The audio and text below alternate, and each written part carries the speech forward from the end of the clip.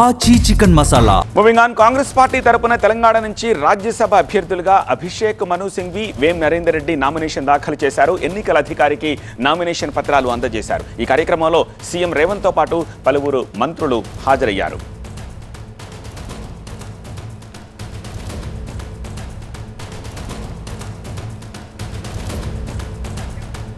వేం నరేందర్ రెడ్డి ప్రభుత్వ సలహాదారుగా సీఎం రేవంత్కు అత్యంత సన్నిహితుడిగా ఉన్నారు.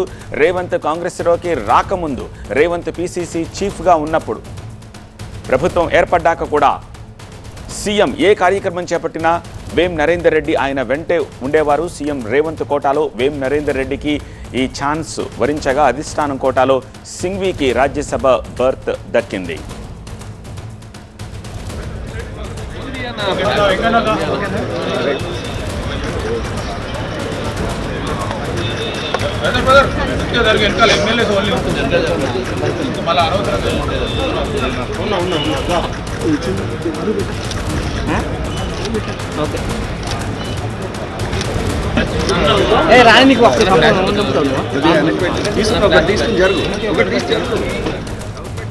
ఇప్పటికే సింఘ్వి 2 ఏళ్ల పాటు తెలంగాణ నుంచే రాజ్యసభ సభ్యుడిగా ఉన్నారు. కేకే రాజీనామాతో వచ్చిన ఉప ఎన్నికలో సింఘ్వి ఏకగ్రీవంగా ఎన్నికయ్యారు. ఇప్పుడు మరోసారి సింఘ్వికే అధిష్టానం అవకాశం ఇచ్చింది.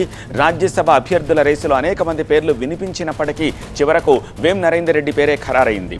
ఇది రేవంత్కు హైకమాండ్ ఇచ్చే ప్రాధాన్యం అని చెప్పకనే చెప్పినట్టయింది.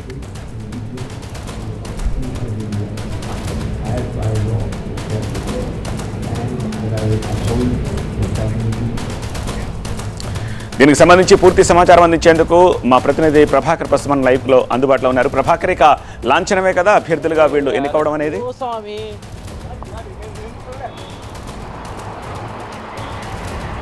రైట్, 2 స్థానాలు ఏకగ్రీవం లాంఛనంగా జరగనుంది. ఎందుకంటే ఒక్క ఇండిపెండెంట్ అభ్యర్థి మాత్రమే నామినేషన్ దాఖలు చేశారు. ఇక ఎవరు పోటీలో ఉండరు కాబట్టి నామినేషన్ల పరిశీలన అనంతరం రిటర్నింగ్ అధికారి ఈ ఏకగ్రీవాన్ని ప్రకటిస్తారు. సో 2 స్థానాలు కూడా, ఒకటి ఇంతకుముందు మీరు చెప్పినట్లుగా అధిష్టానం కోటా అయితే, రెండవది డెఫినెట్గా సీఎం రేవంత్ రెడ్డి కోటానే అని చెప్పొచ్చు. అభిషేక్ మను సింఘ్వికి గతంలోనే రాజ్యసభ సభ్యునిగా ఇక్కడ అవకాశం ఇచ్చారు. దాన్ని మళ్ళీ రెన్యువల్ చేస్తూ మరోసారి కూడా తెలంగాణ నుంచి అవకాశం ఇచ్చారు. రాజ్యసభ సభ్యునిగా కాకుండా అభిషేక్ మను సింఘ్వి ఇక్కడ నుంచి చాలా కీలకమైన కేసుల్లో ప్రాతినిధ్యం వహిస్తున్నారు సుప్రీంకోర్టులో. అది ఇరిగేషన్ కానీ, మిగతా ఇష్యూస్లో కానీ, కాళేశ్వరం కానీ, బీసీ రిజర్వేషన్స్ సంబంధించిన ఇష్యూస్లో కానీ తెలంగాణ ప్రభుత్వానికి అన్కండిషనల్గా అభిషేక్ మను సింఘ్వియే సపోర్ట్ చేస్తున్నారు, వాదిస్తున్నారు. తెలంగాణ ప్రభుత్వ ప్రతినిధిగా కూడా ఉన్న నేపథ్యంలో సో ఆ కాల్ తీసుకున్నారు. ఇక వేం నరేందర్ రెడ్డి దాదాపుగా రేవంత్ రెడ్డితో కలిసి జర్నీ స్టార్ట్ చేసినప్పటి నుంచి వీళ్ళిద్దరిని ఎవరు కూడా కాంగ్రెస్ పార్టీలో కానీ, అంతకుముందున్న టీడీపీలో కానీ వేరువేరుగా చూడరు. రేవంత్ రెడ్డి ఆత్మగానే వేం నరేందర్ రెడ్డిని చూస్తారు. వైఎస్ కేవీపీ కాంబో ఎలా ఉందో అప్పుడు, సో ఇప్పుడు కూడా అలానే వీరిద్దరిని కూడా చూస్తున్నారు. సో డెఫినెట్గా సీఎం కోటాగానే దీన్ని చెప్పొచ్చు. అధిష్టానంతో కూడా కాంగ్రెస్ పార్టీ అధికారంలోకి రాకముందు పూర్తి స్థాయిలో రేవంత్ రెడ్డి పాదయాత్రను మ్యాపింగ్ చేసింది, పాదయాత్రను కోఆర్డినేట్ చేసింది కూడా వేం నరేందర్ రెడ్డి.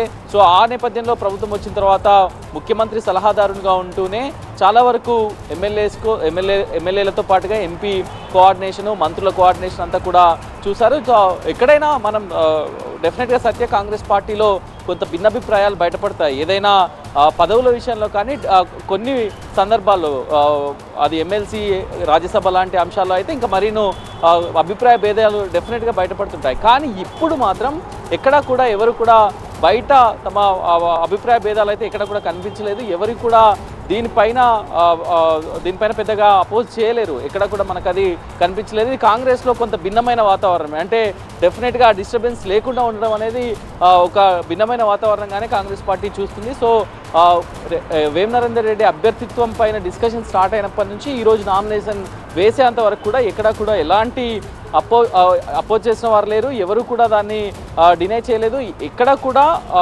0.1% కేవలం అభ్యర్థిత్వాన్ని ఆశించిన వారు ఉన్నారు తప్ప ఎక్కడ కూడా ఎందుకు ఇచ్చారని అడిగిన వాళ్ళైతే కనిపించలేదు. సో కొంత బ్యాలెన్స్డ్గానే ఉందని చెప్పాలి. అటు రేవంత్ కూడా అధిష్టానాన్ని కన్విన్స్ చేయడంలో సక్సెస్ అయ్యారని చెప్పాలి. డెఫినెట్గా కొంత పై చేయి ఉంటుంది అధిష్టానంది. కాంగ్రెస్ పార్టీ లాంటి పార్టీలో ఇంకా మరీ ఏఐసిసి లెవెల్లోనే దాన్ని డిసైడ్ చేస్తారు. పార్టీకి లాయల్గా ఉన్నారా లేదా, ఇవన్నీ కూడా ఈ అన్ని క్రైటీరియాస్ని క్యాలిక్యులేట్ చేసి మరీ ఇస్తారు. కాకపోతే ఇక్కడ మాత్రం రేవంత్ డెఫినెట్గా కన్విన్స్ చేశారని చెప్పాలి.